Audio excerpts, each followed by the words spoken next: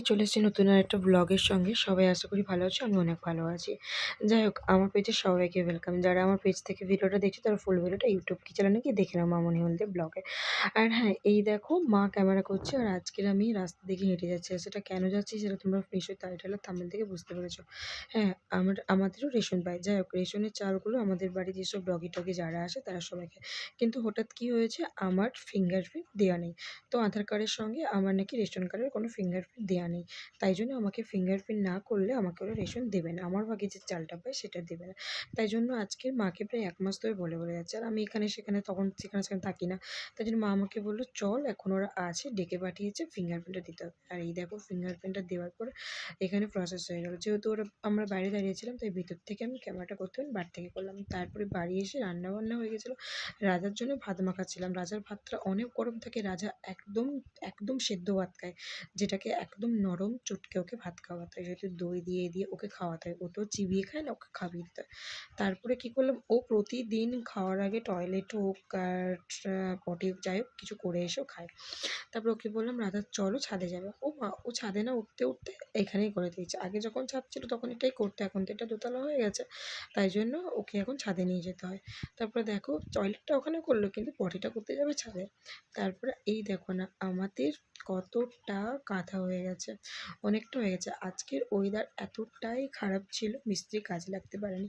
সকাল সকাল বাবাকে ফোন করে বলে দিয়েছিল যে না আজকের কোনো কাজ হবে না। তারপর দেখো না, সব কিছুটা রেডি হয়ে গেলে ছাদের জন্য লিন্টন ঢালাটা বাকি আছে। আজকে কিন্তু শাটারিংয়ের কাজ ছিল কিন্তু হলো না। আর এই দেখো আমার দিদিদের পুকুর, যেখানে প্রচুর পাঙাশ মাছ আর তেলাপিয়া মাছ আছে। ঠিক করেছি আমি একটু লুকিয়ে নিয়ে গিয়ে দিদিদের সব মাছ চুরি করে নেবো। আর দিদি যদি ভিডিওটা দেখে কে বা কে চুরি করবে তখন বলবে মামনি এসে করেছে। না, তারপরে দেখো আমার দিদিদের গাছে নারকেল গাছগুলো আমাদের ছাদ থেকে একদম পাড়ে দেয়। মানে দিদিদের যত নারকেল হয় যাই হয় সব কিছু আমরা এদিক থেকে না লাঠি দিয়ে খুঁজে পেরে নিই। আমার দিদি যদি জানতে পারে কোনোদিন আমি এরকম করি তাহলে দিদি আমাকে মেরেই ফেলবে। স্নান টান করে পুজো টুজো করে এই দেখো না ভাত খেতে বসে গেছে। আজকের মেনুতে ছিল চারই মাছ তরই দিয়ে ঝিঙে আলুর তরকারি, আর ছিল ডিম ভাজা, আর ছিল মাছের মাথাতে পুঁইশাক চচ্চড়ি। আমি পুঁইশাক খুব একটা খাই না, জাস্ট অল্প করে নিয়েছি। আর ছিল ভোলা মাছের ঢ্যাঁড়স দিয়ে টক। এতগুলো মেনু ছিল। আর আমি গরম গরম ডিম ভাজা খেতে ভাতের সঙ্গে খুব ভালোবাসি। তাই জন্য আমি কী করলাম, গরম গরম ডিমটাকে ভেজে নিয়েছি। যেহেতু মা ডিম ভাজতেই বললো যে, "হ্যাঁ ভাজ, তুই খাবি আর আমাকেও ভেজে দিবি।" আর আমাদের বাড়িতে সবথেকে ডিম ভাজা খেতে আমি বেশি ভালোবাসি। ডিম সেদ্ধটা না ভালোবাসলেও ডিম ভাজাটা খেতে আমার খুব ভালো লাগে। আর পেঁয়াজ ছাড়া তো আমি ভাত খেতেই পারি না। আর এমনিতেই বাড়ি ঘরে এত কাজ হচ্ছে না, এত বালি সিমেন্টের কাজ হচ্ছে চারিদিকে। সারাক্ষণ যেন বালি সিমেন্ট পায়ে লেগেই আছে। যাই হোক, এখানে দেখো তাড়াতাড়ি করে ভাত খেয়ে নিচ্ছিল।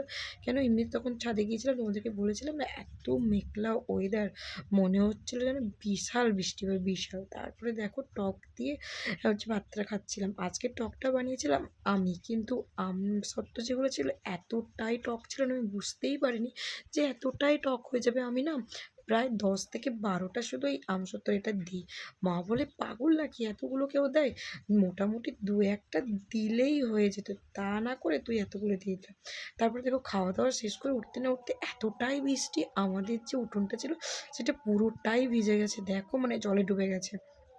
তারপরে এই বৃষ্টির মধ্যে হঠাৎ আমাকে বোন ফোন করে, "তোর একটা পার্সেল এসছে, তুই পার্সেলটা নিয়ে নে।" আজকের পার্সেলটা কেমন ছিল সেটা তোমরা জানিও। Tata, bye bye.